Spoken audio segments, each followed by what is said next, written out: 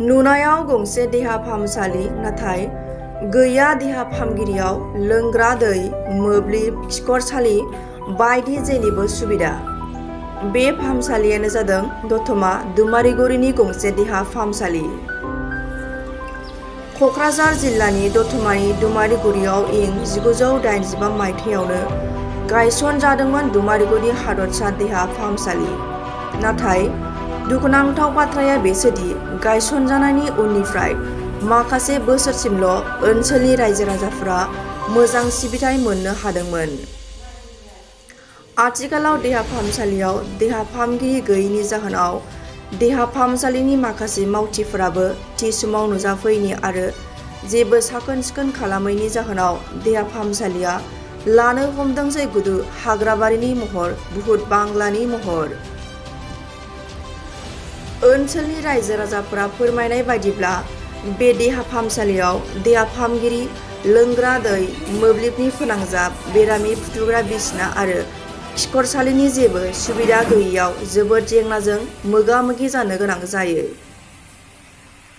बेल' नङा, आसा मावथि बिथांमोनाबो देहा फाहामसालियाव मुलि लांफैनो फैब्ला आरो बायदि खामानिनि थाखाय फैयोब्ला लोंग्रा दैनि खिखरसालि बायदि गैयैनि जाहोनाव बायदि जेंनाजों मोगा मोगि जानो गोनां जायो होनना रायजो राजाफोरा मिथिहोदों।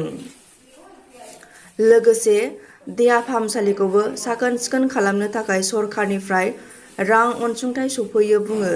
नाथाय रांफोरा बहा थाङो जेबो खौरांखौनो मोना। देहा फाहामसालिखौबो जेबो साखोन सिखोन खालामा जाहोनाव देहा फाहामसालियानो हाग्राबारिनि महरसो लानो हमबाय। बेनिखायनो रायजो राजाफोरा आथिखालनि बिटिआर सरकारखौ बे देहा फाहामसालियाव नुजाथिफैनानै नायबिजिरनानै जेंनाखौ सुस्रांनानै होनो थाखाय खावलायहरदों। लोगोसे बे ओनसोलाव गोरिब नखरा गोबांसिन जानायनि जाहोनाव बेरामफोर जायोब्ला रांखावरिनि जेंनायाव गोजानाव लांनो हाया। बेनिखायनो बे देहा फाहामसालिया बे ओनसोलनि रायजो राजाफोरनि थाखाय जोबोद गोनांथार होनना फोरमायबावो। आथिखालनि बिटिआर सरकार आरो बिटिआरनि सावस्रि बिफाननि मावफुं सोद्रोमा अरुप कुमार दे बिथाङा बे देहा फाहामसालिनि थाखाय मा थांखि लागोन बेखौ समाजनो खिन्थासिगोन। गामिनि मुङा दुमरुगुरि। बे देहा फाहामसालियावथ' उसुबिदाया गोबाङैनो दङ। दैनि प्रब्लेम दङ, ओमफ्राय कारेन्टनि प्रब्लेम, ओमफ्राय बे थिंफोरा आरो माने अखा हायो, ओमफ्राय अखा सियो, ओमफ्राय फुरा हाग्रा, ओमफ्राय मोजां नङा जायगाया, थासारिया फुरा फैबानो लामानिफ्रायनो एम्फौ बिरनानै मेगनाव हाबो, एम्फौ फैजोबो।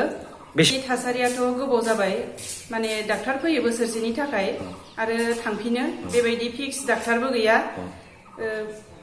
खाथि खालानि मानसिफ्रा प्रब्लेम जायो, मानो होनबा माखासे गैयि दङ नालाय, गैयि मानसि दङ, बेनिखायनो प्रब्लेम जायो गोजानाव थांनानै नायहैनो। बिनि थाखायनो बेहाय जुदि एसे मोजां फेसिलिटि होयोमोनबा खाथि खालानि मानसिफोरा सुबिदा मोनगौमोन आरो गोजानाव थाङालाबानो गावसिनि देहाफोरखौ माने माबानो हायोमोन, फाहामथाय लानो हायोमोन। बिनि थाखायनो गोदान सरकारखौ बेखौनो खावलायो दे गासैबो सोलायबाय, परिबर्तन होनदों, जोंनिखौबो एसे नायनानै परिबर्तन खालामनो हायो। मानो होनबा दा सोलायनायनि थाखायनो माखासे गोबाङानो सोलायबाय, सोलाया नङा सोलायबाय, बेखौबो नायफैनानै एसे सोलायजानो लुगैयो जोङो। नांगौ बायदि फेसिलिटि होजानो लुगैयो, नांगौ बायदि हाग्रा बंग्रा जाहाथे थायालासिनो डाक्टार मोजां हरनानै आरो नांगौ बायदि दै अर जाहाथे जोङो न'निफ्राय लाबोनानै खामानि मावोबा, बेहाय लेखा लिरोबा, माबा मोनसे जुदि उन्दैफोरखौ भेक्सिन थुयोबा दै लाना फैनाङा, न'निफ्राय बेबायदि बेहायनो फेसिलिटि खालामजोबनो हायो। आरो गरम बोथोरावथ' बेहाय उन्दैफोर लानानै भेक्सिन थुनाय जायो, बेहायथ' मोब्लिबनि जगाजग गैया, माने बिराद प्रब्लेम जायो आरो गरम दिनबा माहाय थानो माहाय थाया जायो, हाग्रा गुदुजोब, खालि फैनाय लामायाल' मोजां, बाखियाथ' हाग्राजोब। फाहामथायथ' रायजो राजाया मोनसे मोजाङानो गैया होनजायो, मानो होनोबा जेबोखौनो मोनला नालाय। जोंनो दा बेहाय डक्टरनिबो प्रब्लेम आरो मुलिफोराबो नांगौ बायदि फैया जोंनाव। दा खाथि खालानि मानसिफोरा पेरास्टामल, कफ सिराप बेफोरबायदिसो गोनांथि जायो, नांगौ बायदि मुलिया फैया, नाङि मुलिफोरासो फैयो बेहाय।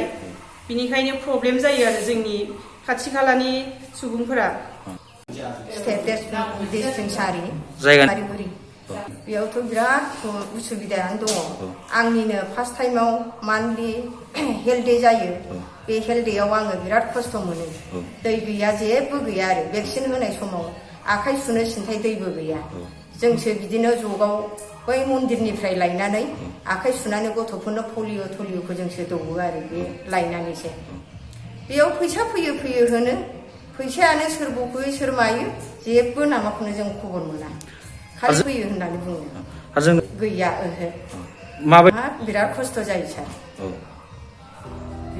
गैया बियो बेसेबांबा समावनोमोन 3 बोसोर जाबाय गोदान हरफिनाखै आं गोजामाव ओमफ्राय बै आलायारन हाइ स्कुलजों ज' लाफायोमोन आरो फैसा हरलायनानै उनावहाय बोरै जाखो दा जोङो हस्पिटालाव हरला मालाय बे हाइ स्कुल आलायारनाव दङ बेथ' फान सफैबाबो मावला नालाय हनै बे हाग्राजोंथ' बरथिक जाखासिगोन बिदिखायनो जों दा गथ'फोरखौ मोजां जोथोन लाखिनो थाखाय दैखौ नांथारगौ जानानै फैदों आरो जों भेक्सिन होनायावथ' दै नांथारगौ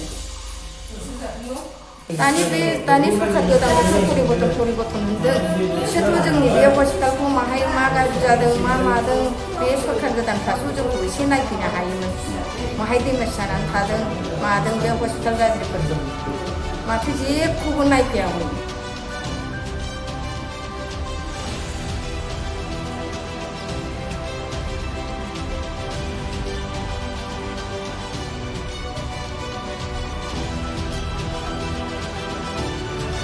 আপোনাৰ সন্তান জিএনএম বা এএনএম নাৰ্ছিং পাঠ্যক্ৰমৰ বাবে আগ্ৰহী নেকি দৰিদ্ৰ সীমাৰেখা তলৰ মেধাৱী ছাত্ৰীসকলৰ বাবে সুখবৰ আনিছে কোকৰাঝাৰ ছেম কলেজ অফ নাৰ্ছিঙে 2 আৰু 3 বছৰীয়া নাৰ্ছিং পাঠ্যক্ৰমৰ বাবে আগবঢ়াইছে 50% ৰেহাই এই সুবিধা লাভ কৰিবলৈ শীঘ্ৰে যোগাযোগ কৰক 9854550697 আৰু 9854300175 নম্বৰত যোগাযোগৰ অন্তিম তাৰিখ 5 মাৰ্চ 2022